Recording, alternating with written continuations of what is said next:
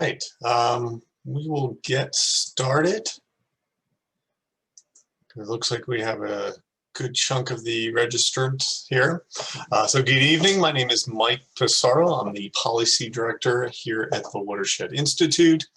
If you've not attended a Watershed Institute webinar in the last year or so, we are a watershed organization in central New Jersey. Our mission is keeping water clean, safe, and healthy. We do that through multiple ways: advocacy, science, and education. We have some state grants. We have a Stream Watch program, again, the advocacy work. We have environmental education from preschool all the way up to adult education, as well as the policy webinars we are given. And we have a host of stormwater management practices on our site: green infrastructure, from a green roof to rain gardens, porous pavement, cisterns. We have a lot of it. We are modeling it on our platinum level LEED certified building. And we have 950 acres of probably today mud, as it's a lot of wetlands, but 10 miles of trails and some wonderful property to explore, which makes going to work sometimes hard and not wanting to go outside. So sort of this is how we're going to approach it. I'm doing something different. I'm a lawyer by training, and this slide presentation does not have a ton of words. It goes against my better judgment, but lots of screenshots, and we'll be traveling through some of the township's websites and actually looking at some development applications and other aspects of development. So here's the outline. We're going to start at the notice of the application and work our way through how to review an application. If you have questions, put them in the chat. Sophie, who's our Assistant Policy Director, and Pre's our Outreach Coordinator, will be monitoring, and we will they'll chime in with some questions where appropriate, or we will take questions and answers at the end. So, notice of application. This is one of those things that is one of the more difficult aspects of this whole process, because there are days, whoops, I hit way too. You wake up in the morning and while the house just didn't pop up, you see construction started. You had no idea it was happening. You had no idea there were plans for this. But one day you wake up or you drive to work and you start seeing site preparation, tree clearing, bulldozers, the whole 9 yards. And you wonder to yourself, how did that happen? How did I not know it? How could I have prevented this? And this one is a big house, small lot that was environmentally constrained. And so development happens in a couple ways. Sometimes it's merely filing for a construction permit. Sometimes it's applying to a planning board or a zoning board for approval. Construction permits, so that house I just had up only needed construction permits. They didn't need an approval from a planning board or a zoning board, and there are no notices for that. They file plans, they file construction details with the construction office of your municipality, and off they go. And those projects, absent some other reason for them to get approvals, in that case, that project also needed some approvals from DEP. There was no way to know about it. Sometimes those projects happen, and they happen last month, this month, but the approvals from the planning board or zoning board happened months and months and months ago, years ago, and then the developer finally gets around to doing it for various reasons. So the construction permits are extremely hard. And that is, sometimes if you start seeing flagging going up, you start seeing some site prep work, you have some notice. but there's not a whole lot that can happen. The planning board applications and the zoning board applications is sort of where the notices happen, where the involvement of the community can really happen.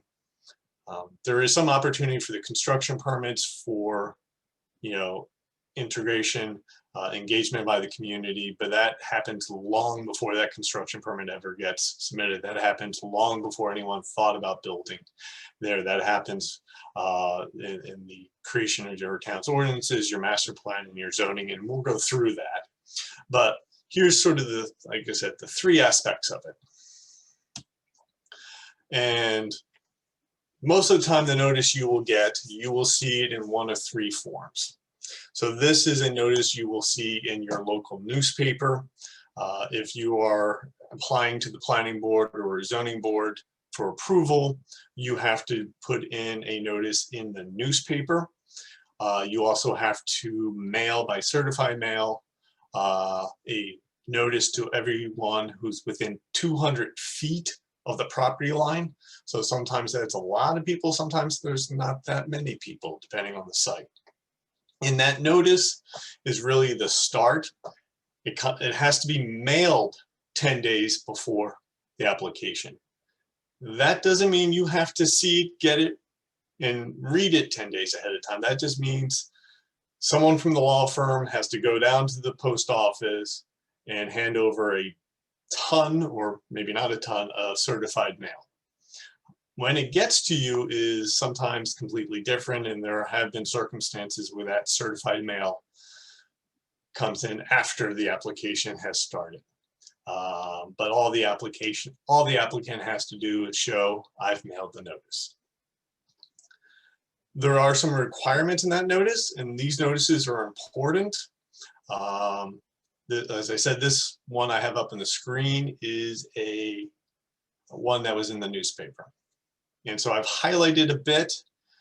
Oops, I keep hitting my mouse. Let's see if I'm trying to remember how to get the highlighter or the spotlight. There we go. So this notice, again, has a bunch of information. I haven't highlighted this, but it will tell you who the applicant is. So this was a Toll Brothers application. It will tell you where they've applied. So this one is in the Cranberry Township Planning Board. So you now know it's a planning board application versus a zoning board application, and that's important. What they want. So this is called preliminary and final major site plan approval, preliminary major subdivision approval, and all other relief that may be necessary. That's a catch-all. Every application will have that. Preliminary and final major site plan, that is just is sort of the design of the development. The subdivision, so if you have a 10-acre lot and you want to build 10 1-acre residents on it, you subdivide it into 1-acre lots. That's the subdivision. The major just means it's more than 2. You can do an application that is preliminary, so you get initial approval by the planning board, then you have to come back and finalize it. But most of the time, the applicant comes in and does it all at once. And now the notice tells you what they want to do. So they want to subdivide the property. So this was a large property. They want to build 174 single-family homes on it. Some additional stuff. Clubhouse, recreational amenities, roads, etc. It tells you how big the property is. This one was 71 acres. It tells you where this property is. It gives you a lot and block. So all municipalities have divided their jurisdiction into blocks, and within each block there is a lot. And it also gives you a street address. You don't always see a street address because there's not always a street address, but they do. This also has some additional information. And the one thing I didn't highlight, and I'm going to right now, because this one was important, and I just have to figure out how to highlight. I do this. So this one is the application does not request any variances, exceptions, or waivers. And I didn't do that right, but I'll just highlight it. Does not request any variances, exceptions, or waivers. I'll talk about what a variance is in a bit, but in this case, that notice and that lack of the notice of variance was very important in this application and actually got this application booted for at least a period of time, because the applicant knew, or really should have known, they needed variances. And so the board required them to come back on a different date. This screen without the highlighting, that is just the notice that they physically sent to everyone within 200 feet. Again, this is one of those scenarios where it has to be sent 10 days ahead of time, but that doesn't mean it has to be received 10 days ahead of time. So when you get this or you see it in the newspaper, you don't have a whole lot of time to figure out what's going on and how to address it. The applicant's been planning this for months, if not years. They may have had meetings with the township officials to go through the submission. The township officials have had it for a while to review it, to make sure everything that is required to be in there is there before this notice comes out. Because this notice comes out once a hearing is scheduled. And there's not a really good way to find out ahead of time, unless you happen to have a friend in the planning board office or the zoning board office, and he'll give you a call. So that's all this is the mailed notice. You do sometimes get to see ahead of time. Some towns are better than others. Their planning board or zoning board agendas, sometimes they have them up way ahead of time. Sometimes there's only a couple days. But you can go look at the planning board. This is Hopewell Township's planning board, so they have a list of agendas, and you can pull that up. And so I'm going to try an experiment, and hopefully this works. And no.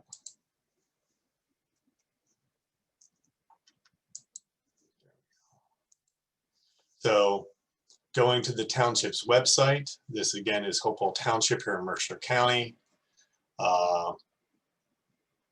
In this one, they have their agendas.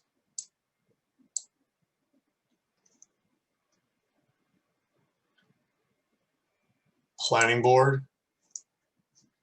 And you can even go back, and see what they did.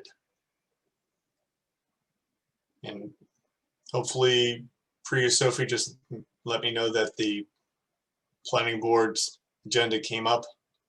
Yep, it did come up. And we just have a question about the 10-day requirement.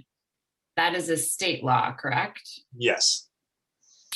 Okay, and the other question, just to clarify, is that if you're not a neighbor and you haven't checked the planning board agenda, the only way to determine what's happening is to keep checking the newspaper. Yep. The newspaper, the agendas are probably the best way. If you are in Ewing Township and you want to come to the Hopewell Township's planning board meeting for an application, you're absolutely allowed. You're absolutely allowed to participate. And it doesn't matter where you're from, you're allowed to be there and participate. Going through some of the old agendas lets you know sometimes what's coming up.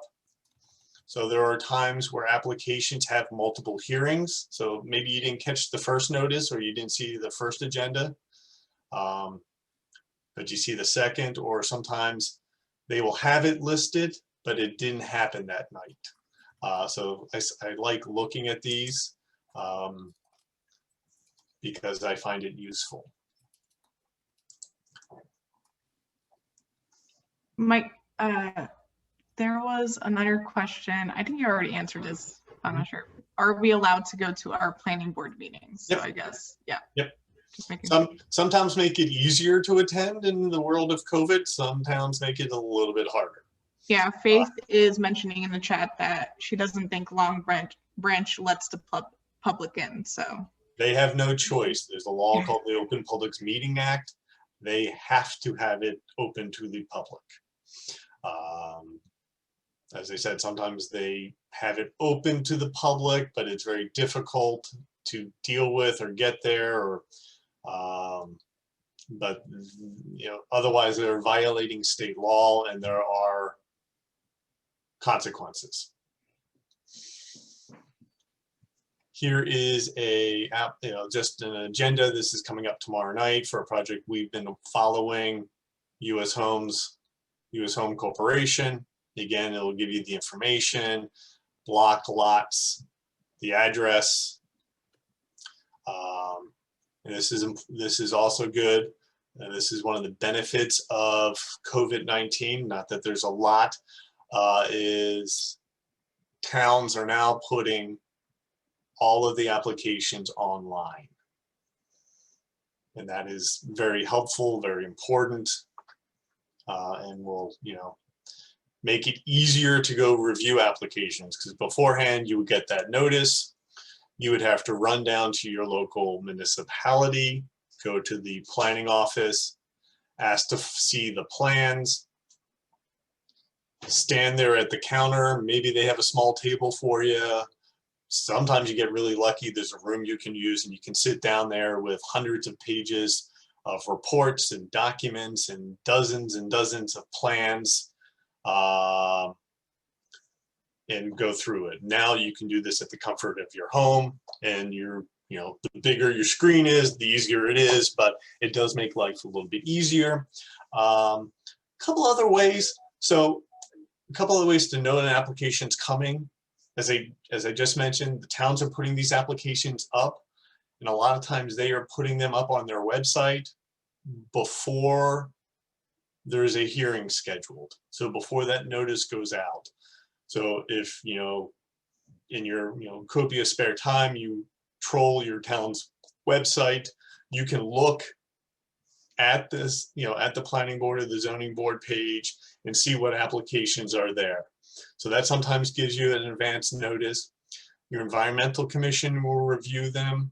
And sometimes there is a site advisory board or a site plan advisory board, SPRAB, which will review applications again before it goes to the planning board, sometimes before that notice comes out.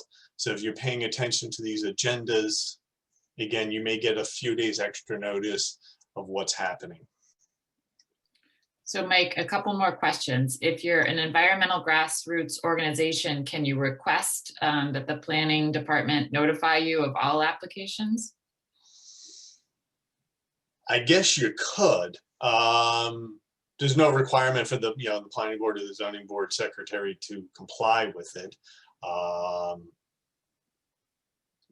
I've never tried that, but you may have a sympathetic ear. You may have, one of your members might be an employee there and who can let you know. An EC member is always, we like to think our EC members in our towns are our early warning system, and they can let us know when applications are coming that they may have concerns in. So there's a question related to that. Charles Crusoe is saying, at a recent environmental commission meeting, they announced they were reviewing a large development application, but did not identify where. Can you get this information from the environmental commission, since I'm concerned it's in a sensitive area? Certainly, the environmental commission meetings are also open to the public. And they will also have agendas, so you can go to your town's agenda website, and sometimes make it easier to find than others. You have to really get to know your town's website, and that agenda will be there. A lot of times they will list that development application as development applications, U.S. homes, and that will give you a clue. So 2 more questions, then we can keep moving. with COVID, are they allowed to restrict public access to only Zoom meetings, even when the board and applicants are attending in person? I'm not 100% sure on how that comes out. There are, limitations on how many people you could put in a building at one time or in a room. So to be honest, I'm not 100% sure. Okay, and last question for right now. Is there a way for the public to find the judge's ruling in a planning cases that have been contested in court?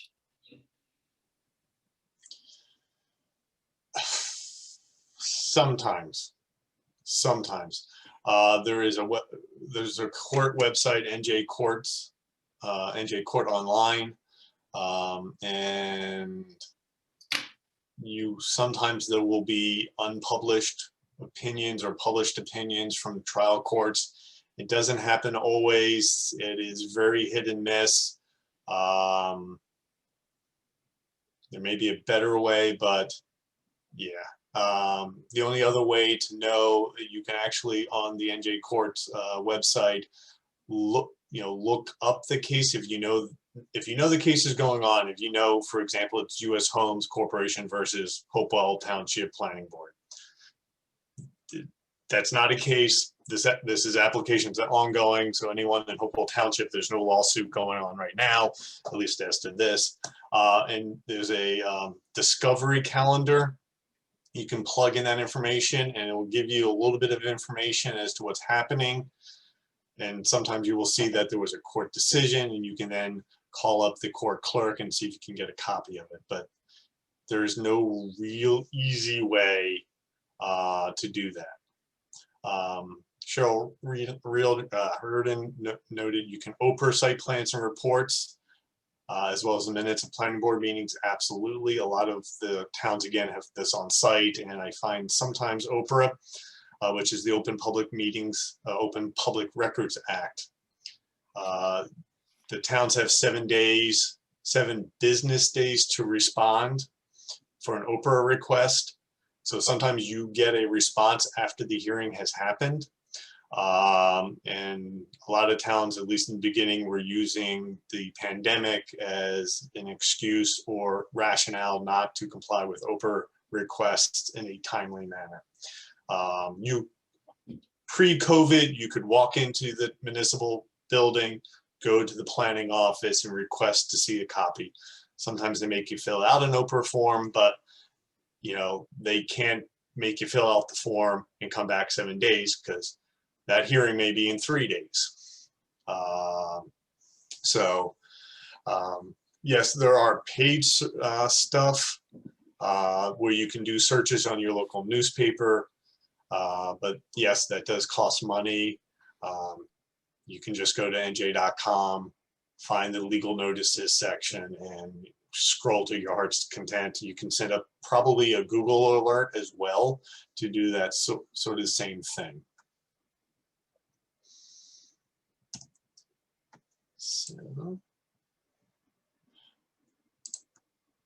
So just talking, I've talked a lot about planning boards and zoning boards. Those are two boards set up by your municipality. There are state laws controlling how these things act. The planning board members, I just want to emphasize, they are volunteers. Those board members, they have professionals, but they are volunteers. They are doing this, for various reasons at night, sometimes very late at night. So please be kind to them. Sometimes they need to be yelled at. Be kind, because they are your neighbors. The planning board has jurisdiction over adoption of the master plan, subdivision control and site plan review, conditional use applications, recommendations to zoning ordinances or amendments, and C variances. The zoning board, again, are volunteers. They have appeals of zoning officers and D variances. So very quickly, appeals of zoning officers, you sometimes, when you want to do something on your property, you need to get a zoning permit. Adding a fence, putting up an addition, putting on a deck. You sometimes need to get a zoning permit. And sometimes the zoning officer will say, I don't agree that this is able to be done under the zoning code, or you're in the setbacks or whatever. You can appeal that decision. But that's, sort of a broad overview of the planning board and zoning boards. Personally, I like being before the zoning board because of that D variance. Planning boards are sometimes harder to deal with, but are the more commonplace for applications. So Mike, just a quick question about the composition of the planning and zoning boards and how might they be influenced politically? So they're appointed by the governing body. So sometimes they are very political, other times they are a little more independent. Sometimes that independence depends on the project. So if you want to be on your planning board or zoning board, get to know your elected officials, and there's usually an application. There are terms, you are appointed for a term, and there are specific requirements. There has to be, an elected official on it, and there are various classes of planning board and zoning board members. So, excuse me. So the master plan, which is one of the responsibilities for the planning board, and this is one of the key documents in reviewing any land use application in all of land use. It is a guide to the use of your lands within the municipality, and there are various elements. Not all of these are required. The land use element is absolutely required. And this land use element will set out the uses of land. That is the key document. The town are supposed to review these. I believe it's every 10 years to update them. Once these master plans are developed, these master plans then result in the development of ordinances. And the ordinances are what control development in your town. Those are the laws, the statutes, the regulations in your town that control where development is occurring, how it's occurring, and what can occur. So this document is key. So when your town is updating its master plan, it's very important to show up, participate in that process. And also the master plan is used for variances. So the master plan, as I said, will have a land use element. That land use element will come up with a plan, a map of what kind of development should occur in various parts of the town. I know this is very hard to sort of look at, but this is, color coded. There's very low density residential development planned in certain areas. There is moderate development residential. There's office and research zones, shopping center zones. All of these different zones will tell you what kind of development can occur in that area. So if you are in purple, you have educational and institutional government. So this is Princeton University, because this is the map from Princeton. And yellow here is low density development. So in this area right here, you've got moderate density development in here. So if I was an applicant and I'm in the moderate density residential development, I'm either proposing a moderate density development, or I'm going to get a variance because I'm wanting to put my office building there. So this map is also very important. So this is sort of a map, a zoning map in the master plan that gets translated into something even harder to read on a screen, but this is the town zoning map. This is what each and every zone district, so there might be several different kinds of low density development residential. So, you know, the R100 zone, R200 zone, and all of those different zones are sort of listed out here in the map. They're somewhere in here, very hard to see. If you can blow it up a little bit, it's easier. I'm going in the wrong direction. But again, this is the key to development in your town. So the master plan is very important, because if they have allocated, again, let's call this, you know, low density or medium density development, this is what we want to see here. And medium density development comes and is proposed here. It's according to the plan, it's according to the zoning requirements.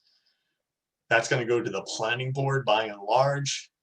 And if you think this area is completely inappropriate for moderate density development because all of it is wetlands, you missed the opportunity. The opportunity was when this master plan was developed, when the zoning districts were developed, to call this conservation zone, or, you know, put other protections in it. So if you plan for it, it will come. So you've got to make sure your plan is what you want.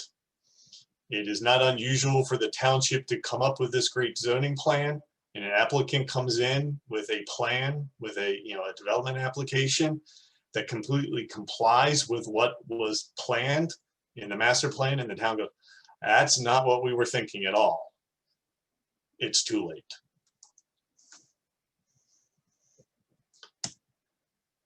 That zoning map is then put into these zoning districts. And those zoning districts will set out, again, residential, professional office and residential district, business district. That is what is allowed in those zones. And again, assuming I did this right, we're going to pull up the Princeton Municipality, Princeton Residential District. It will tell you what is permitted there. It will tell you some design standards and front porches and neighborhood residential zoning. All of the requirements for development is in the ordinance. So in this one, you can have single family homes. It will tell you what a single family home is. It will tell you accessory uses. So these are not the main family home. These are additional uses or additional structure. So it might be an accessory structure that can be also, you know, a shed, a detached garage, and it will set that out. It will set out the requirements. So this one says you can have an accessory use. So an accessory use might be a home occupation. Only one of those occupations are allowed per dwelling unit. You know, so right now, just to use an example, I used to be an attorney in private practice. My wife is a technical writer.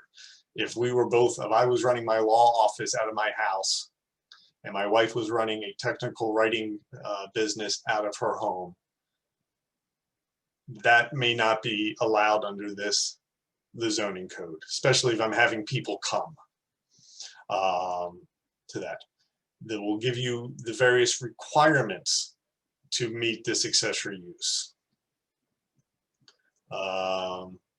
They allow the use of solar panels in this one. So again, the zoning code, which is in your municipal ordinances, are key when you start to look at development applications.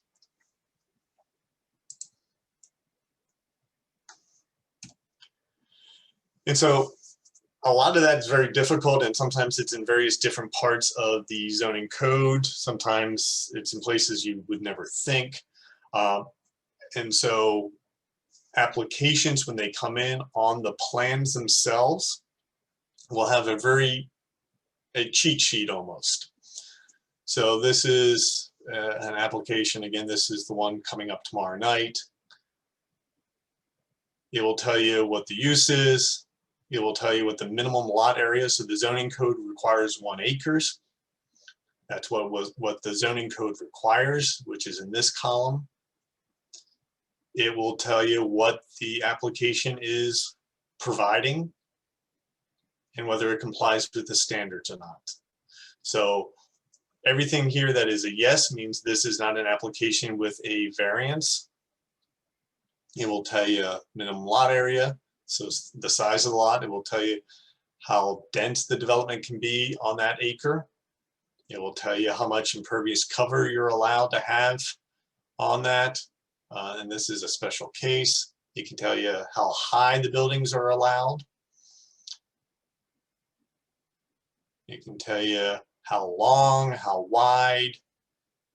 It will set the setback, so how far from the edge of the property they have to be. So there's a front to front, front to side to side. There is all of the different standards that are in there. And this is a very easy way that it's usually on the first page of the plan, but sometimes it's further in the plans. And it will set out all the requirements. It will tell you what the applicant is proposing and whether it complies with the standards.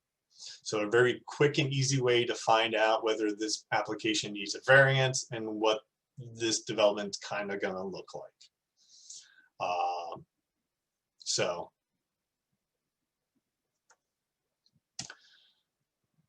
planning board, as I mentioned, is allowed to do C variances, and these are not easy variances, but are because there's a specific condition on the property that requires you to go to the planning board for relief.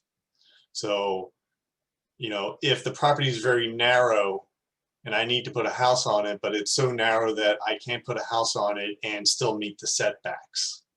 So if the lot is 50 feet wide and I have 25-foot setbacks on each side, I can't really put a house on it. So I may need a C variance because the property is exceptionally narrow and I can't meet the setback. So I need relief. Otherwise, I'm not going to be able to build.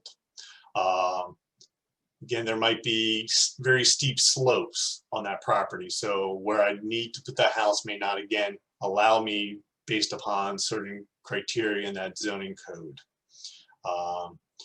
Or there's a situation where there's an existing structure that doesn't meet the code, but it existed before the code or that requirement existed, and I need relief to do something. So those are the C variances. Those go to the planning board if that's all that is required. And again, I like C variances because as someone who goes to land use boards opposing projects or trying to make them better, this gives me some leg room to work.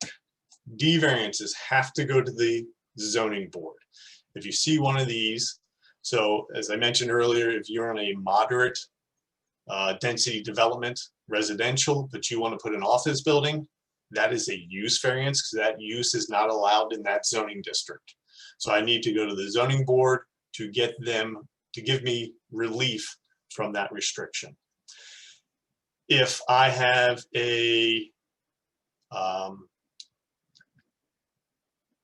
building on a house, on a lot, and I want to expand that building, but that lot doesn't meet the zoning requirement. So if it's a 4-acre zone, so all of the zoning district says all the lots have to be 4 acres.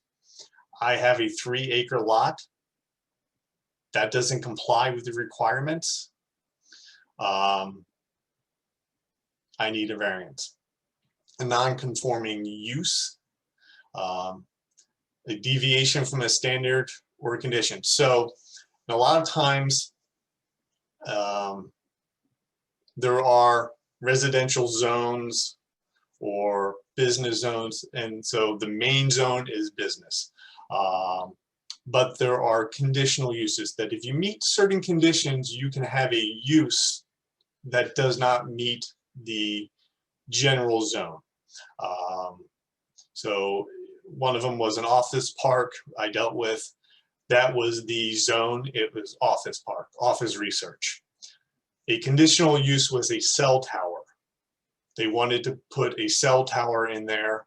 That was a conditional use. There will be requirements and standards that the applicant would have to meet in order to be allowed that conditional use. They're built into the zoning code. Not all zones have conditional uses, but a lot of them do. You just go look at your zoning code, see what the uses are, what the conditional uses are, and what those conditions or requirements for that conditional use is. If you can't meet that conditional use requirements, then you need a D variance. Height variances are permitted floor area ratio. So the area of the floor compared to the zone or the lot, all of those have to go to the zoning board. You can have applications that have C and D variances, and that means you go to the zoning board. I'd really like going to the zoning board because the whole thing with variances are you have to show that granting that variance can be done without harming the zone, the area, the neighborhood, the master plan. So the applicant has proofs. And if you can show that there is going to be a harm or there's a negative by granting it, you have some wiggle room. You can then get conditions or get a smaller project or better stormwater management or more trees, some ways to mitigate that harm if there's a need for variances. When an application meets all of the standards, it's the right zone, the right project, meets all the setbacks, the height requirements, the impervious cover. The planning board, as much as they may hate the application, really have no choice. They have to approve it. It's not necessarily ministerial, but they have no choice. So when you see applications that need variances, that makes your hand a lot stronger to oppose the project or get mitigation to make that project less harmful. I'll stop here for a second if there are questions. Yeah, there's a easy one. Are zoning board and board of adjustment the same? Yes. Yep. Can a master plan be partially updated inside the 10-year cycle? Yes. Yes, they can be occasionally. I mean, the towns are supposed to re-examine it every 10 years, but sometimes there are conditions that occur that make them want to do it sooner. There's a question about, about an environmentally sensitive area close to a county line. Does the town nearby, which would be most impacted, that would be in the next county, have any recourse to combat zoning approvals from the town with jurisdiction? No. I mean, they have the ability to show up at the planning board or zoning board meeting and comment on the application. But they don't necessarily have the right to say no. Then a lot of projects will have cross-border ramifications and impacts, and it would be nice if towns work better together. But just because it may impact a resource outside of the municipality doesn't give the receiving municipality the right to say no. If they participate in the planning board process or the zoning board process, they can appeal that decision as anyone else who's participated in it, but they don't have any special abilities. Another question, is it correct that municipalities are only required to have one public review of updates to master plans? That is noted by our town attorney per the state land use law. That seems minimal in view of the importance of the master plan. Yes, I think that's right. I can't recall the specific section. Some towns are much better at the process. They will have the draft documents ahead of time. They may have one or more meetings, but sometimes it's one meeting only. If a town changes zoning to allow a gas station on wetlands despite protests, can DEP stop the project? And also, when are DEP permits required? So DEP permits are required in certain circumstances when there is impacts to streams, wetlands, if you're in the coastal zone, Waterfront, so if your project is literally on the waterfront, there's a waterfront development permit. But those are generally the permits at DEP that are most triggered for land use. Very large septic systems for like a development-wide subsurface sewage disposal system, that's what they like to call them, sometimes will require a DEP permit. DEP thinks they see less than 50% of all land use applications. So if you don't have wetlands, if you don't have a stream, if you're not in the CAFRA zone, DEP may never see these permits or these approvals. So wetlands is one of those areas where municipalities are not able to regulate directly. They can't be stronger than what DEP's regulations say. And DEP can certainly tell an applicant, I'm not going to allow you to build a gas station on a wetland. Hopefully the applicant is smart enough to know, depending on the wetland, that's never going to fly. But sometimes I see permit approvals that happen that I'm surprised at, to be honest. So there's a question about looking at the elements of the master plan, where are stormwater management and/or environmental impact issues covered? So, if I can go back,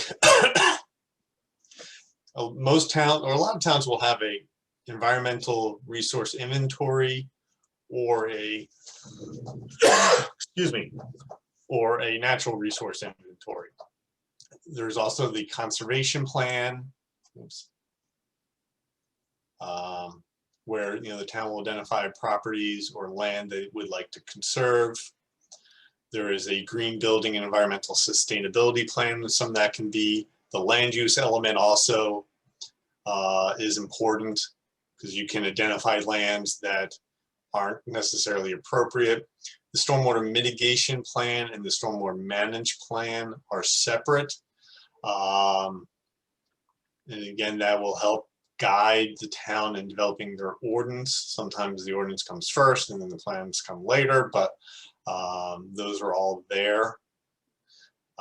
The land use plan, the conservation plan, farmland preservation plan, the environmental sustainability plan. These are sort of like key documents to look at when an applicant wants to get a variance, because in essence, they want to do something that the town's ordinances and master plan haven't accounted for or have said we don't want there.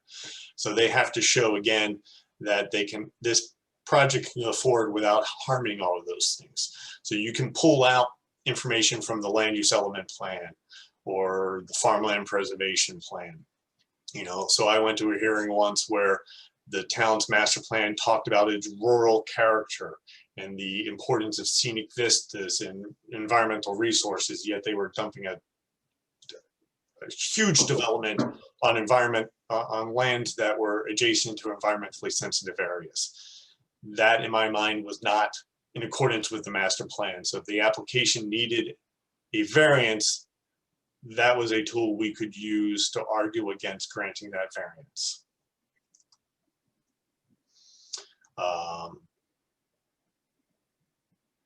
So I'll keep going. Let's see.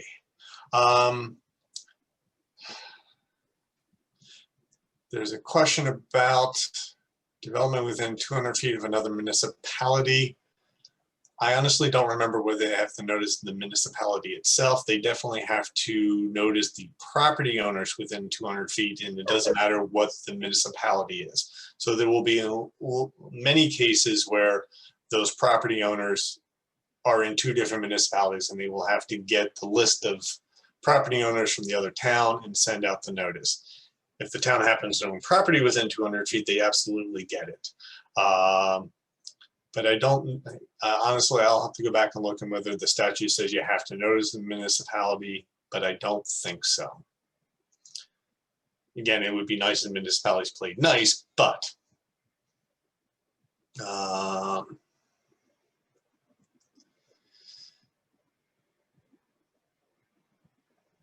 a question about if a proposed development gas station stormwater will be going into a lake. So not necessarily will DEP need to issue a permit, depending on where the project is, how close it is to the lake, and other factors. It may not need a DEP permit.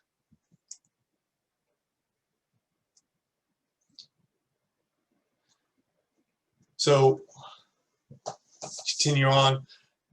You've got the notice. You found out the application. You either know the notice is coming, or you've been looking at your applications, your town's website, and you want to review things. This is Hopewell Townships. Again, each town is different in how they list, where they list, and how much detail they have on the different projects. But again, this is sort of a benefit of COVID, everything being online. You can find these things. So this is Hopewell Townships website, where they have the documents. It's under their planning department. And here are the various things. So I go there, under the planning board. Here are the applications. And you can go through them. And so this is an application that Hopewell Township approved a few years ago, 2 years ago. And I wanted to go through a couple aspects of this because you will see plans. You know what? Now we'll jump quickly to the plans just to give you the quick overview. These things are very large. The bigger your computer screen is, the better it is to review them. And they will be multiple pages.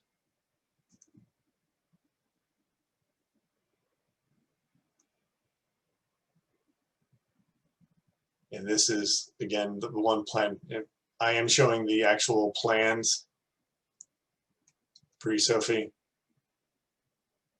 Yeah, we see it. All right. So this is the Woodmont Federal at Hopewell Township. This was actually one that bordered Lawrence and wasn't actually that far from Ewing Township, that generated a lot of controversy.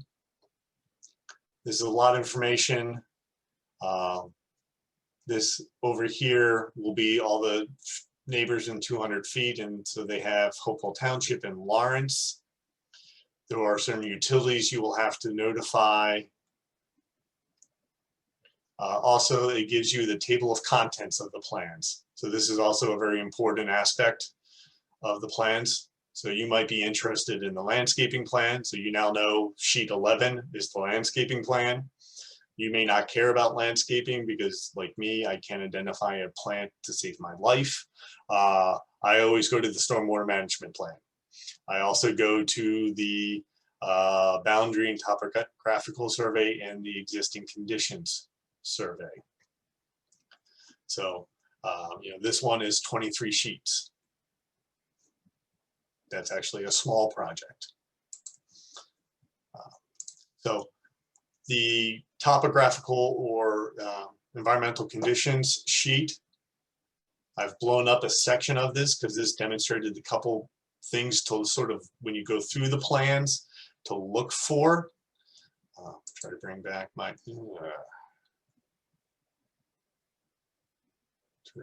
highlighter.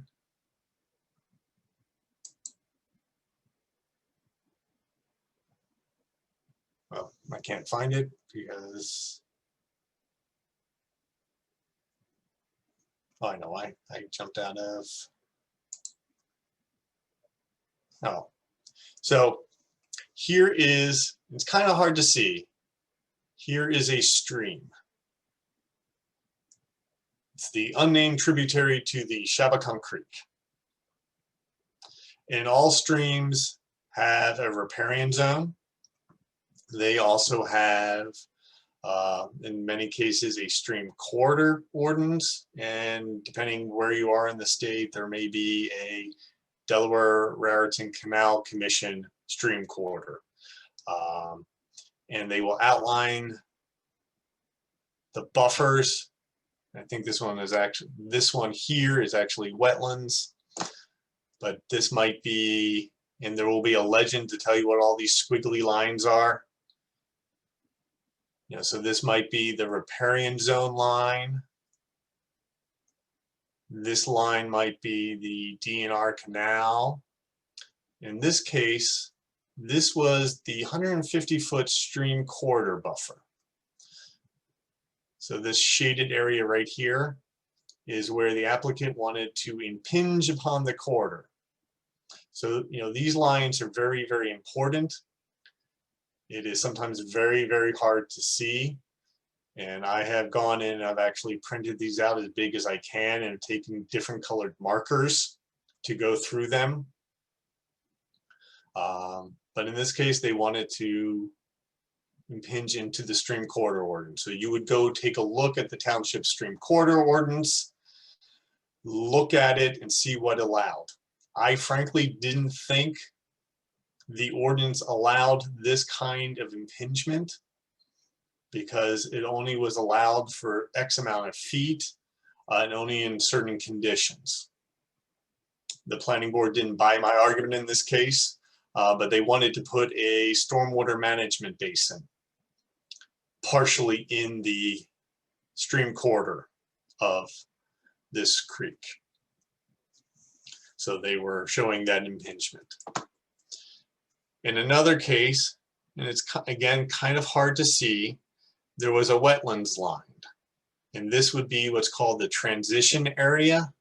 So a buffer to wetlands. And they wanted to sort of use some of that transition area and wanted to take away that transition area and add it somewhere else so they can build another stormwater basin.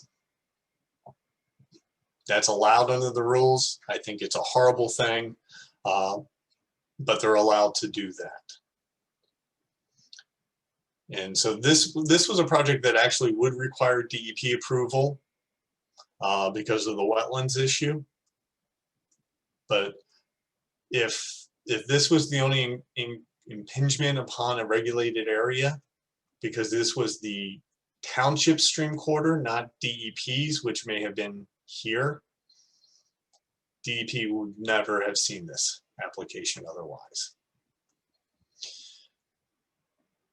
So you need to take a look at the overall concept of this. You take a look at the environmental features on the property. And usually they will have a map that shows just the environmental features, and then they will show a map of the environmental features overlaid with what they are proposing.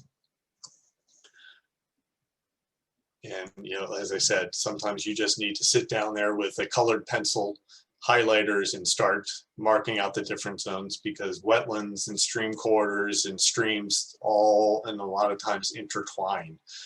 So you will have different buffers for each, and they will be overlapping, but not always the same. And it's just important to take a look at that. Excuse me.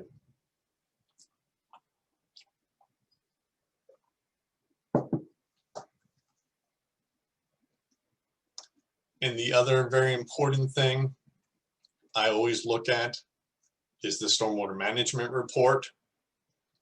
This is usually a huge document, a couple hundred pages, of which 10 or 15 of those pages are really useful to the layperson, because the rest are very detailed calculations. And unless you're an engineer or really, really good at these things, it's hard to make heads or tails. But one of those things that are usually in that report are the soil conditions. So there's very different types of soils, from type A all the way to type D. And so this report will tell you what soils are on the property. And there will usually be a map of the soils. And those will be laid out here. And the soils are important from a stormwater management perspective. So if you have D soils, your stormwater management system won't be able to recharge. If you have A soils, you can do really good recharge. And that's important to know what the soils are, and to know that the applicant actually went out and tested the soil to figure out what the soils are. In many cases, they will use a soil map. So the United States Department of Agriculture Soil Conservation Service soil survey. Those maps are not specific to the property necessarily. They're very generic.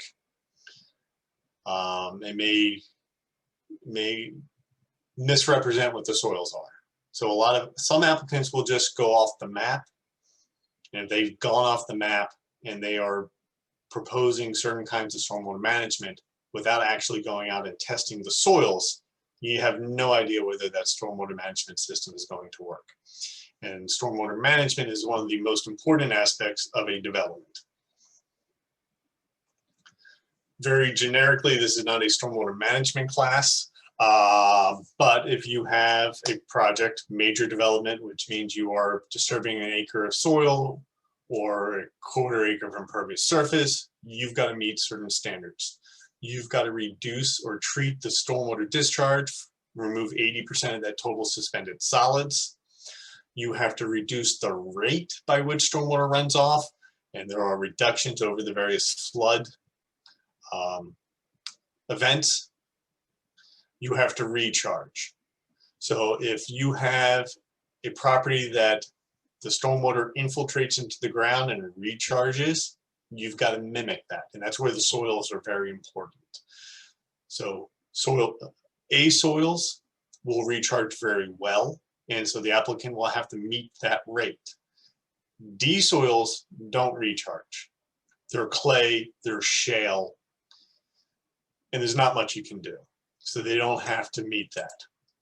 But you will see applicants either not having a recharge requirement in the stormwater management report and not have D soils, or have recharge and have D soils.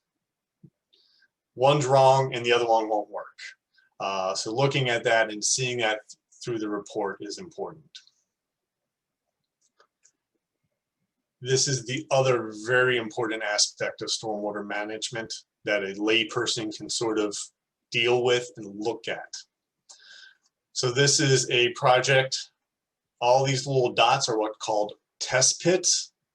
So you have to know what your soils are, you have to know where your groundwater is, and you have to know where your seasonal high water table is, and you have to know the rate of infiltration. So how fast will that water seep into the ground? So then you can design your stormwater management system. So this applicant had test pits. Here's what the soil log, this is in that stormwater management report that I showed you the cover on. And the important parts are, the ground elevation, which for some reason they didn't have here. The depth to water, they didn't observe any. The seasonal high water table, which luckily was not observed. So you cannot have your stormwater management system in groundwater. You can't have it in the seasonal high water table because it's not going to work. So if you see a stormwater management system that is below the seasonal high water table, so this said 70 feet, 70 inches, and your stormwater management system was 80 inches deep, you've intercepted groundwater and you are filling that system with water. It's not infiltrating, it's not going anywhere, it's not going to work. You see this a lot, this sort of plan, which is not good, because I have no idea where the development is in relation to these test pits, and I don't know where the stormwater management system is. So I don't know whether this test pit is in where the stormwater management is going to be planned, So I don't know whether it's going to work or not. And in this case, this applicant was going to, throughout the development, put in trenches that were going to infiltrate some of the stormwater. But none of the test pits were where those trenches were. So they had no idea what the real rate was going to be. They had no idea where the stormwater, where the groundwater was. So they had no idea whether the recharge pits or trenches were in the groundwater or above it. So the applicant actually, after I brought this up, went back and did those tests, and they found some of the places they wanted to put those trenches were not going to work because it was below the groundwater. So they had to redesign the site. And I'm going to go back a second to this plan because it's sort of the same condition. So this was a bioretention, this was a rain garden. And while the applicant did test pits, they never provided a map of where those test pits were. So when anyone reviewed this, they had no idea whether a test pit was done where this was and whether it would work. So that was one of the concerns we raised. If a test pit's over here, that means nothing to this stormwater management system. The soils could be different, completely different here. The height to seasonal high water table can be completely different. The groundwater table could be completely different here than it is here. You have to have the test pits in the basin. Not near the basin, not alongside the basin, not somewhere else on the site, in the basin. And there has to be, depending on the size of the basin, test pits here, and there would have to be test pits here so that you know this system is going to work. And that is one of those sort of things that happen all the time. The test pits aren't there, the details aren't there, or as you know, I have here, I have no idea. No one had any idea whether the test pits and the stormwater management system had any relationship to them. The scale on this map was different than the site plans, and it was somewhat of a crapshoot. And we spent a lot of time talking about that at the planning board meeting, and their engineer having to address that. So Could you just explain what a test pit is? Yep, certainly. It is kind of what it sounds like. They dig a pit in the ground, and they will go so far deep. Sometimes they will go till they hit bedrock. Sometimes they will go until they hit the groundwater, and it will show you. So this one says from the ground elevation and 1.5 feet deep, it's brown sand, some silt, basically topsoil. From 1.5 to 7.5 feet, it's sand with some clay, silt, and gravel. So they will tell you what kinds of soils are there. But as I said, it's where's the seasonal high water table in relation to the ground? Where's the groundwater? So the seasonal high water is sort of what it sounds like. At the highest point during a season, how high is that groundwater goes up? And so the groundwater will sort of rise and lower depending on the season, depending on the rainy, how rainy it is.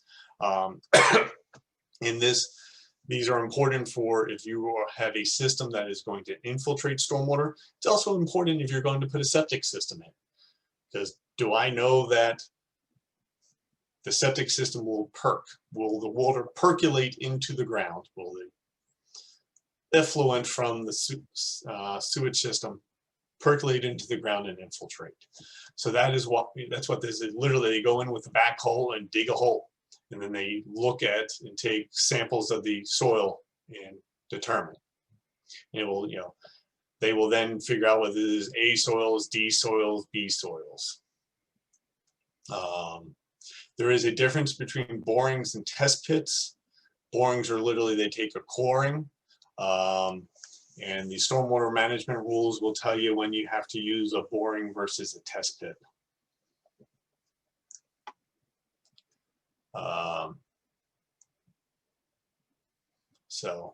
And then I want to go, assuming I'm going to pull back up,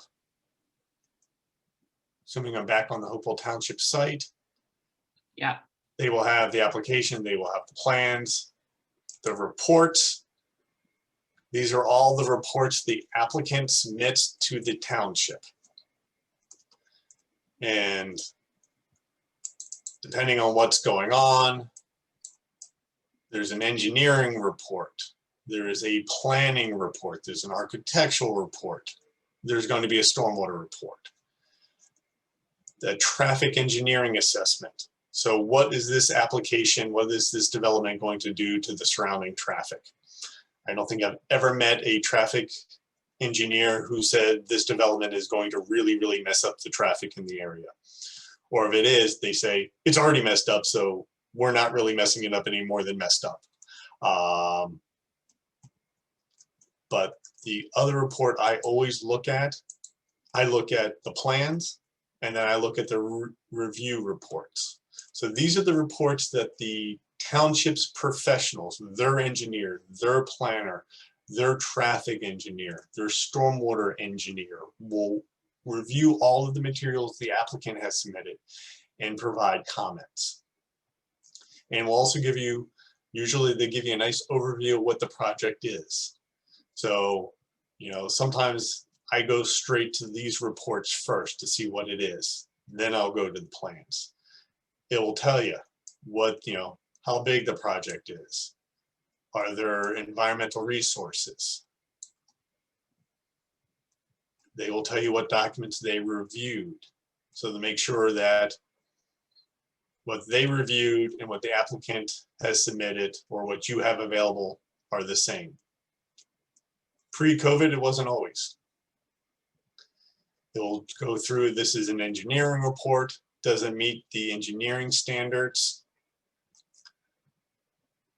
And I wanted to point out in this report,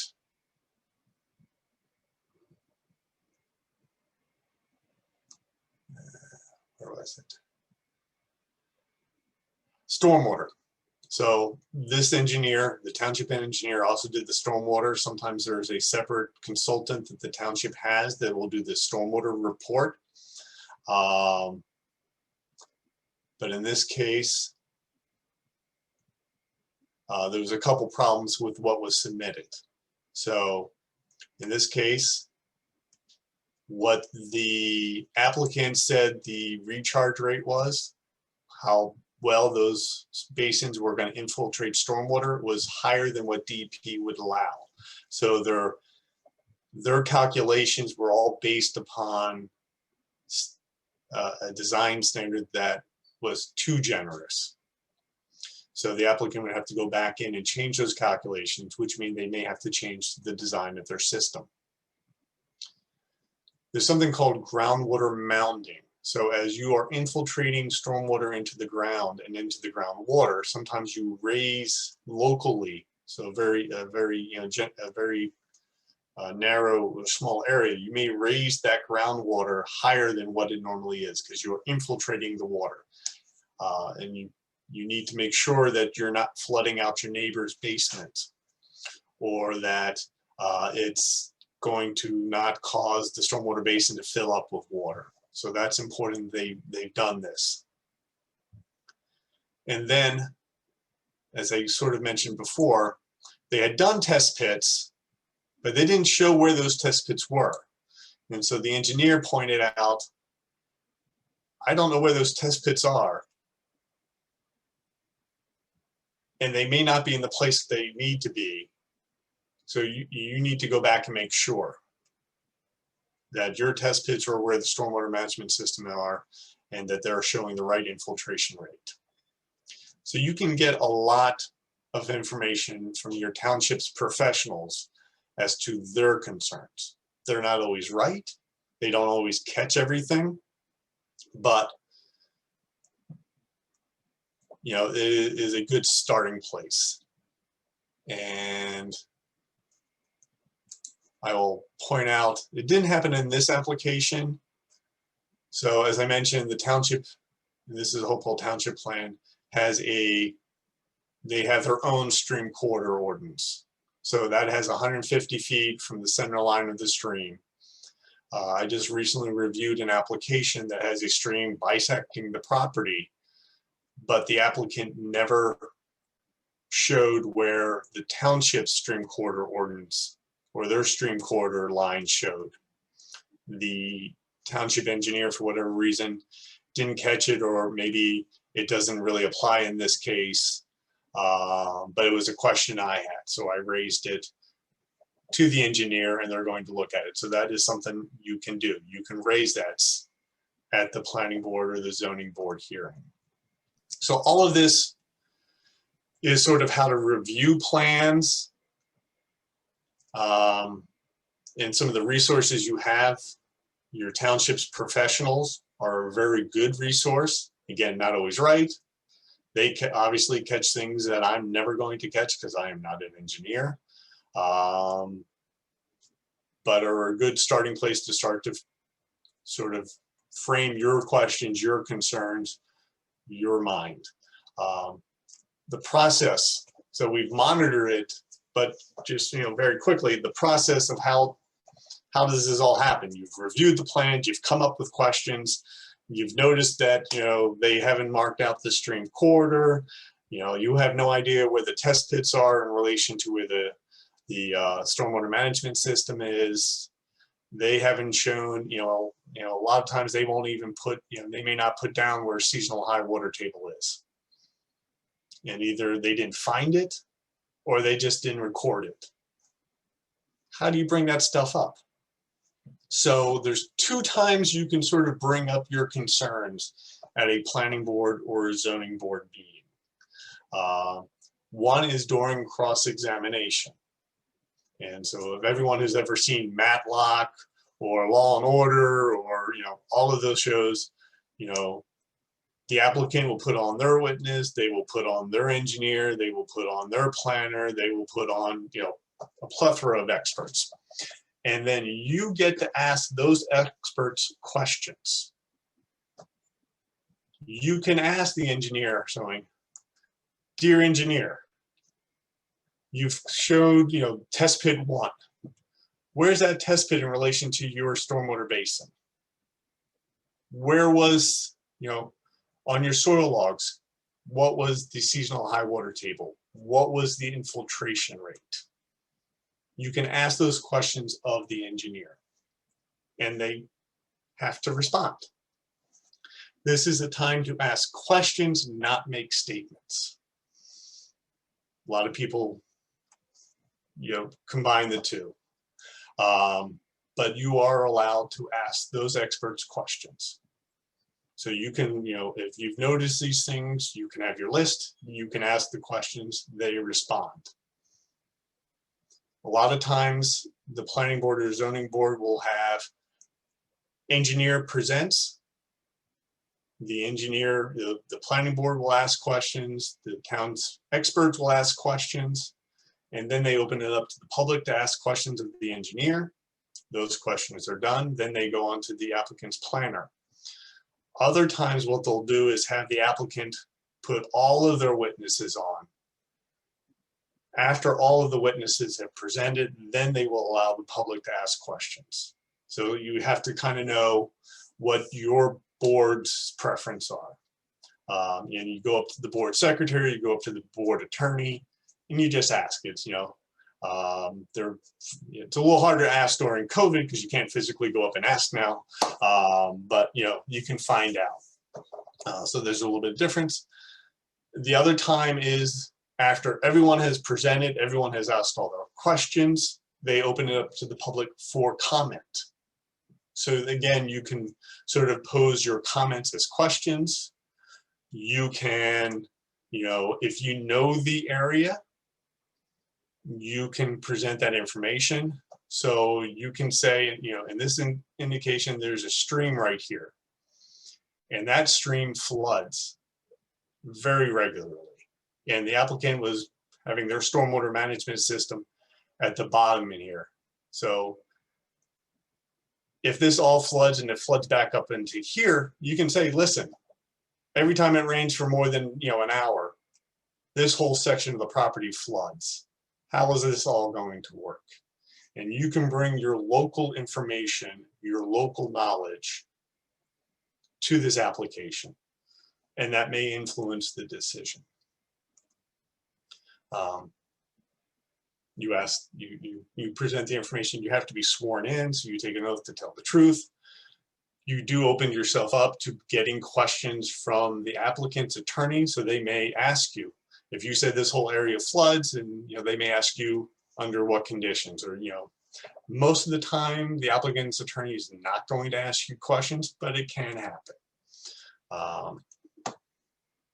So that is, and then what happens after the close of the public comment, the board will consider, talk amongst themselves, maybe they'll ask some follow-up questions, and then they will vote to approve or deny the application.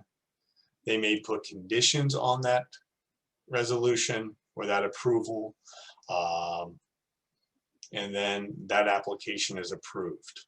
And usually what then happens, not usually, always happens, they approve it at one meeting, they write up what's called a resolution, and at a subsequent meeting, usually the next meeting, but not always, they will then vote to approve the resolution. And that is literally the board's decision, laying out all of the conditions, all of the information they found relevant, and what they in fact approved. So that's a very detailed document, but the approval of the resolution at that subsequent meeting is not something where you can now stand up, ask additional questions, try to get more information. That is merely, it is really a ministerial action. The board approves it. It's now official, that application is approved.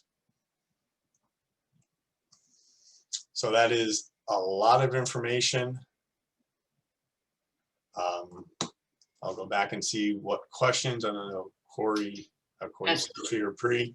I can pull. We have a lot of questions. Oh, right. So, what pressure can environmental groups put on DEP to make sure they don't grant a permit application to put a gas station on a wetlands property? So what will happen is the applicant will submit an application for a permit to DEP. DEP will publish that in what's called the DEP Bulletin. That comes out every 2 weeks.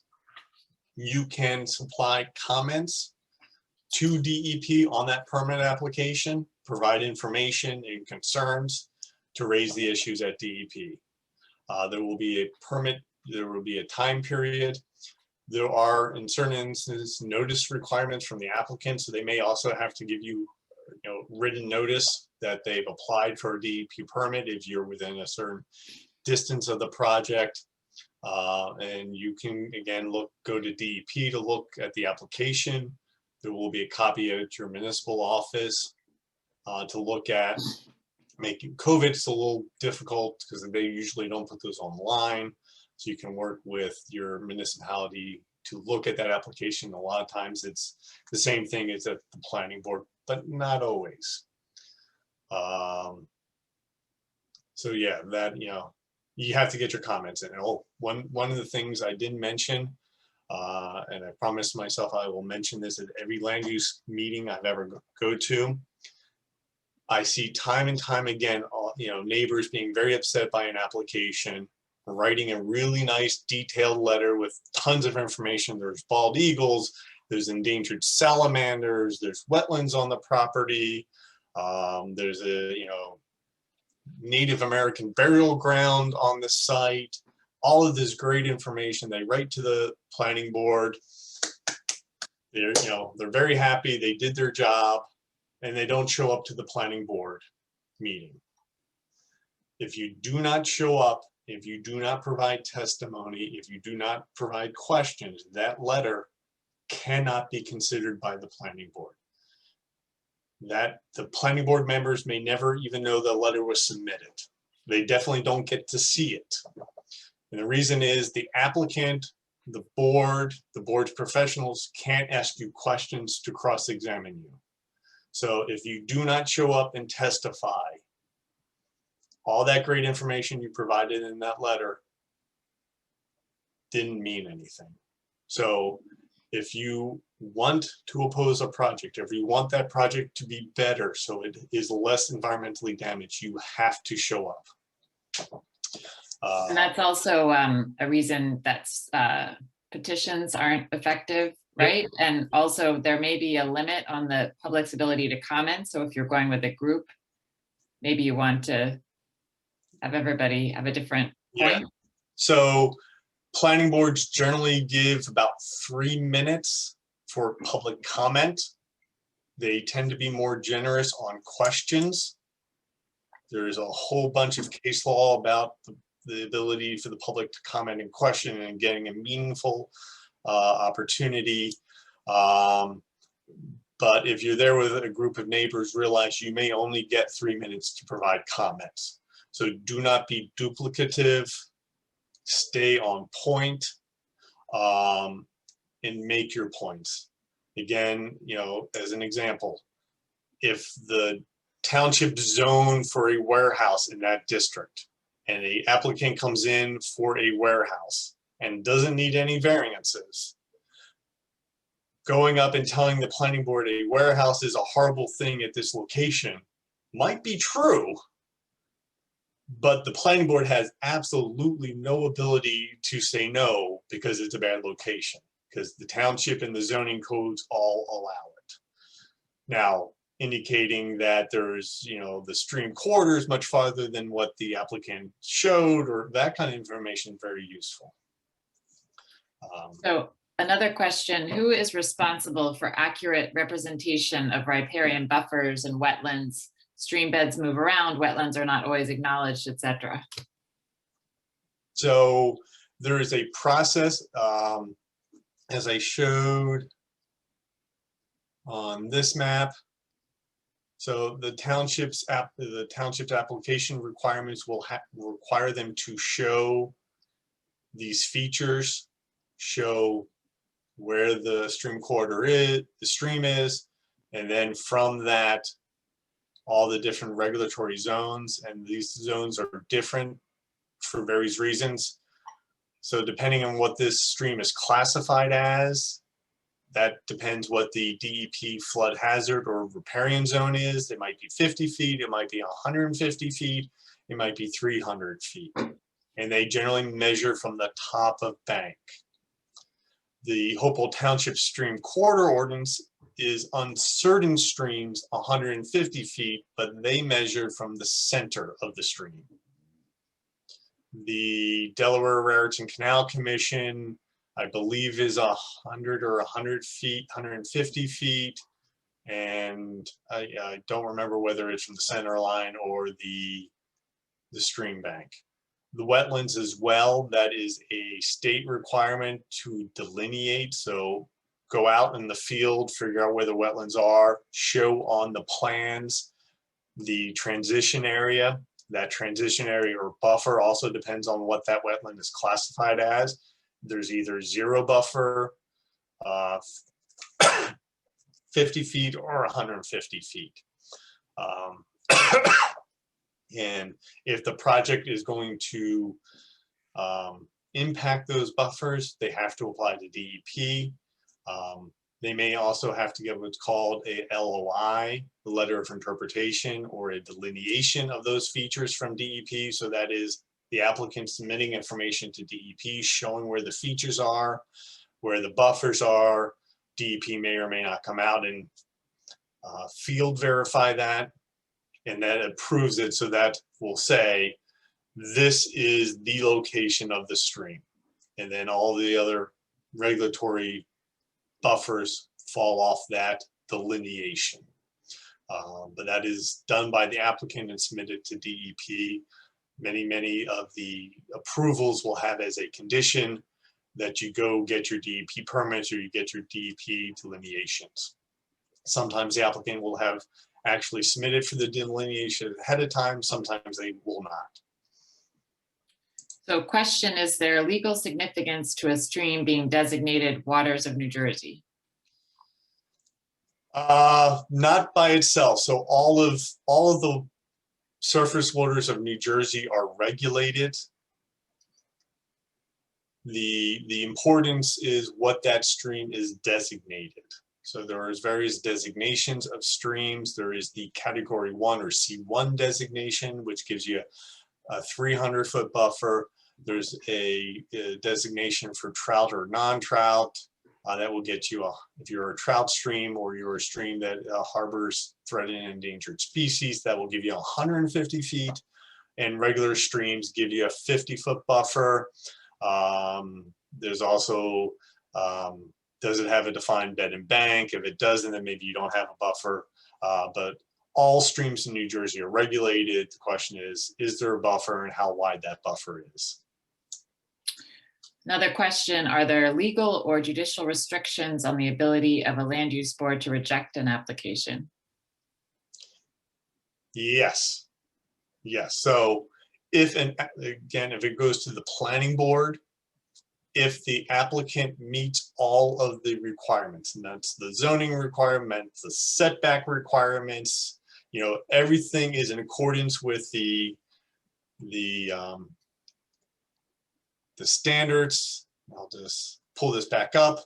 So if, you know, if it's a 1 acre lot and they have an acre, if their impervious cover is, you know, 10% and they have 10% or less, if they've met all of the requirements and they don't need a variance, a waiver, an exception, they've met the letter of the law. The planning board really has no way to say no. And if they say no, they've invited a lawsuit, which the applicant will win.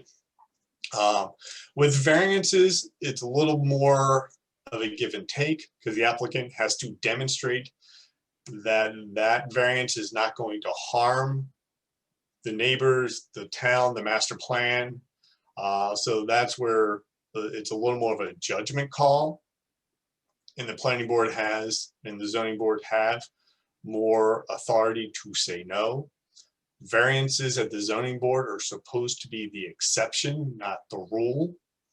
Many towns take pride of never saying no to a zoning board variance, but that is where the ability to say no becomes much stronger. And then that goes to court, and the applicant will have to show that no reasonable zoning board could have said no. I've proved that you could grant the variance without harming the master plan, without harming the township, and that this would have a benefit. And then that's up to a judge to decide. The actions of the zoning board and planning board are deemed to be appropriate, absent some level of fraud or, you know, backroom dealing or something. So there is a presumption of validity that the applicant would then have to overcome. So there are a few questions about the new stormwater regulations. A question about, would a development application have to meet the new stormwater regulations or new ordinance if it was filed before the new DEP regulations became effective or the new ordinance was enacted? So if the application is complete, so if the application has all of the information that the planning board or zoning board required and it was deemed complete, then they don't have to meet the new rules. If it wasn't deemed complete and, you know, there were substantial materials missing, like they didn't have the stormwater management plan in there, or they didn't show a bunch of information on their plans, so there really wasn't a real application, then it probably is not complete, and they wouldn't be grandfathered or allowed to go over the old rules. Now, many towns do not have the new stormwater rules in effect yet, and that creates an area of difficulty. So if you know, a town has not adopted the new stormwater rules and the old rules are still in effect, the applicant could use the old rules at the township. And the only time that becomes a problem is if they need to get approvals from DEP, the Delaware Raritan Canal Commission, the Highlands Council, or the Pinelands Commission, that may be using the new rules. So if you needed a flood hazard permit or you needed a wetlands permit, DEP will look at that stormwater management plan and use the new rules assuming the application was filed after the new rules came into effect, even if your town didn't have those new rules in effect because they hadn't passed an ordinance. I hope that was clear.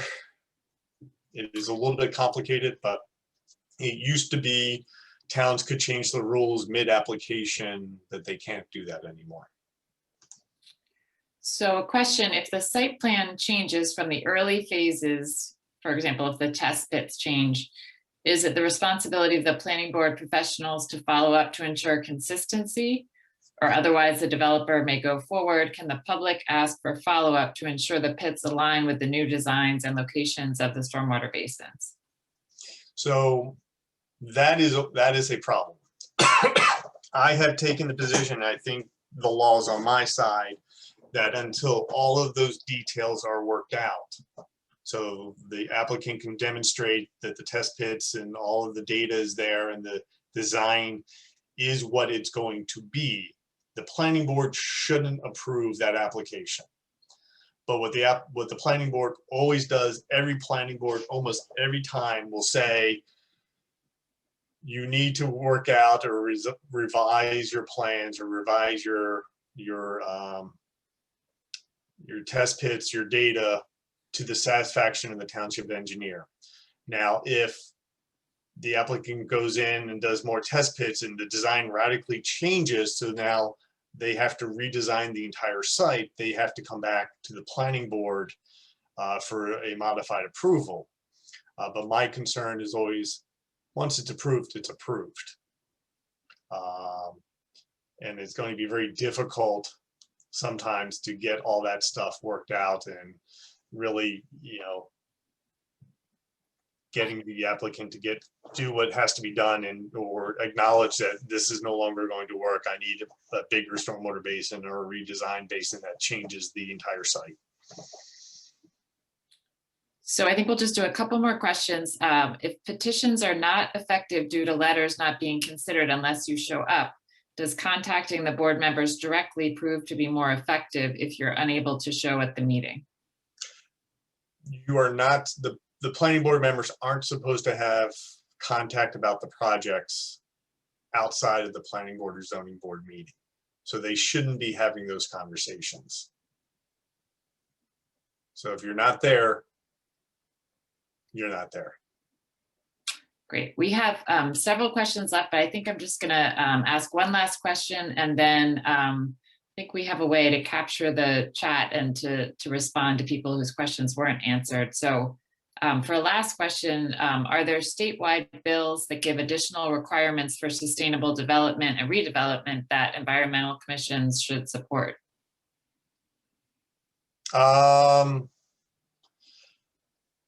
I know the state recently enacted a climate change mitigation plan requirement for municipalities. So that would be an additional requirement.